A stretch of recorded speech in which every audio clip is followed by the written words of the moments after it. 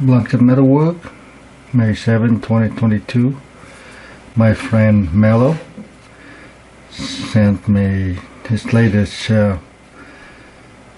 knife to test. And if you know about a Frank Richtig Knife, which in Ripley, believe it or not,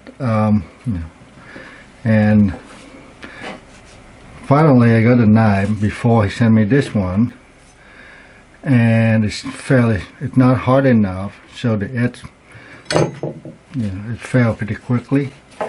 And then this time he got a bunch of blade, and this thing is low 50 Rockwell, so it's this little razor piece, and many of these pieces actually is not hardened, so not useful for testing. But this one resembling in the picture, cut in the, I don't know, some sort of a big piece of metal. But this blade is a little thin. Anyway, so he sent me for destructive testing, and when the cut actually something big, well, more than a nail, we'll cut something 10 millimeter or something, thick metal. Anyway, first of all, when I got the knife, I test the hardness. Is the low 50 here, all the way here to about 58, and so toward the edge, I think the this blade, I mean, if I was making it, looked like it would quench, and with the tang outside of the quenching here, and then they will harden like this. So they have difference of hardening from probably from soft to hard here, and soft to hard here, and consistently fairly hard here. So they dip in, and this one partially dip, so that this thing can bend. And the geometry, I have to say, this is really beautiful. I have to say, in terms of, it's really. Actually, I mean, for me, I mean, I'm critical. I said it would really, because it has a nice shape to it, thin, nicely convex, the edge here, and when I received the knife, the edge a little bit, rough up a little bit. But anyway, and even though, I mean, because it's convex here, so it's not really a thin flat, but it's still very thin. And because of the hardness, and initially I start out and I try to whittle nail and things like that, and right away that I know that I cannot take chop into something like 6 millimeter, or even forget about something thicker. So this knife actually is, I think, is genuine Frank Richtig here. Anyway, so after I playing around to make sure it can pass, whittling this elk inlet tips, and at 15 degrees per side, it did not make it. The edge fold. So in the old day, I mean, people don't just go into thinner and thinner and thinner all the time. 18 degrees per side is actually very respectable, and I'm using the edge from here, and I put an edge on it, and I mean, I did not go all the way. I mean, even though this carbon, I did not go all the way into very high grit. But anyway, so I put it 18 degrees per side so they can pass the test that I think it would, if it can pass whittling like this angle tips here, then pretty much they can do everything in the kitchen and also an outdoor. You can do everything. I mean, with confidence that it will support doing your task. But anyway, so I mean, I'm going to get doing. It seemed like to be a good slicer, say barbecue slicer, and actually a meat cutter. and things like that. I mean, look like, I mean, really good butcher too, and I think they can go around the bone. They can. This is really nice profile. I really like it.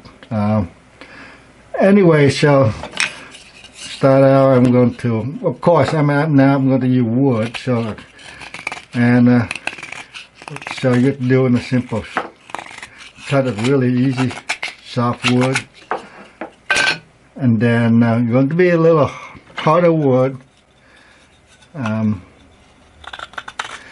This Argentine lignum vitae here.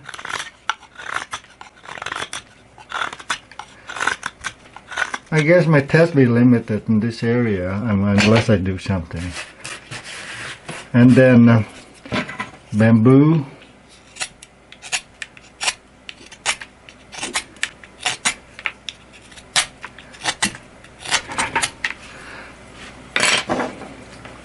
I don't expect anything to it. It's I think it's so many knife. I mean, to test, but you gotta really. I only touch up, straight the edge out, and then put and then clean around the convex a little bit with slack belt. But anyway, no reason to ruin this knife. I mean, this is a really good, Anyway, so we'll cut some rope. In this case, I will cut rope on hard bone, so that gives a sense of, some bone contact. See what happened.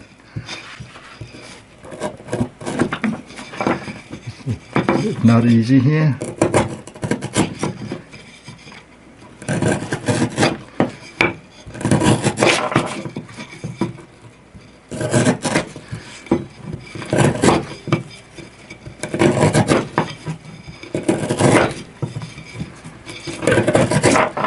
So, I mean, if you are dressing a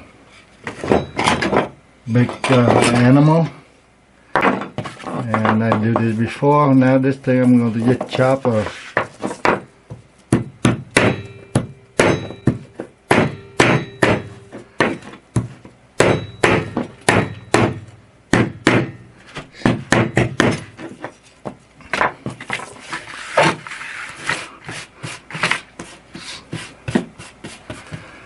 and we see it's still smooth. Able to slide a phone book paper. That means any deformation or anything would be irrelevant really, because in use, I mean, this way you can cut just fine. So now they go to the key test. And let me just do with a little black spot here.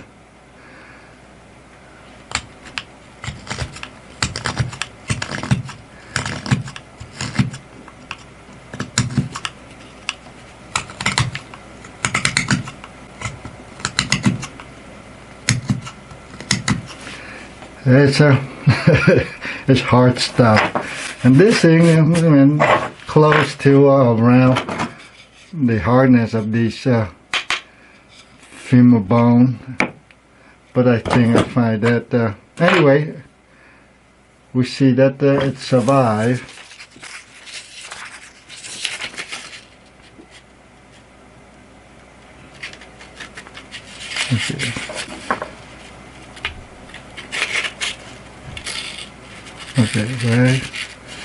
Okay, right here is where the close to the bone is. It survived. Okay, ready. Here you go.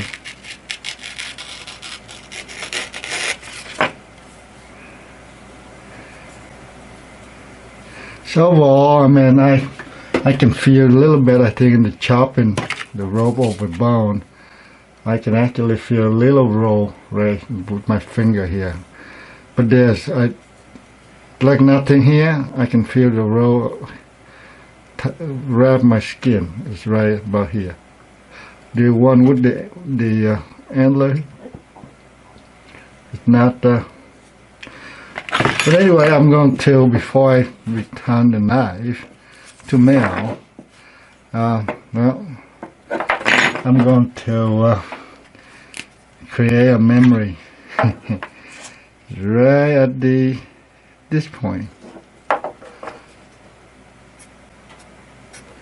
Alright, Mel, you can this the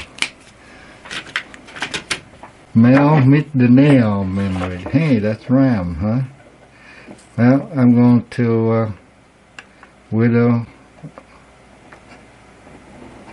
It won't penetrate, because soon if you push the sharp edge into something hard, then if you couldn't penetrate, therefore it's just going to roll, it's going to fold like this, and after that it becomes smooth. But I will try to push it anyway. I will put it here, a little steeper angle here. It didn't work. So you can see that it just doesn't go, and the edge roll. So at 58 Rockwell, 18 degrees per side, and if we cannot whittle nail, it will not able to cut through it. I mean, it's compressive. You can work hard in a little bit and things like that, and you can force it through. But what the chance that we go through, and then after that it's still say cutting paper? It won't do it. But however, nevertheless, I think this is a keeper of a knife, because it's something that I would whether I will learn and copy its profile a little bit or not. I mean, I like the shape, and the tip is fairly robust, and have a nice, and then also the knife is straight. I mean, rarely I see the old knife that not say this is a little thicker here, but this seems to be much different than the quality of steel from this one and this one. This one definitely excellent heat treat. But again, I mean, asking too much here. This is too much. And anyway, enough. I'm happy to come up able to get hold of something look like a genuine Frank Richtig knife here, and this is the great knife. This not really sure, and even Mel not really sure this is Frank Richtig knife, because I mean they have the cast some sort of I don't know, something heavy aluminum into the handle there, and this look like Frank Richtig here, except look like somebody doing something with the torch here and mess up here. But however, it's still quite sharp out here, and this thing is raised so that no chance for it to cut nail either. All right, thanks for watching.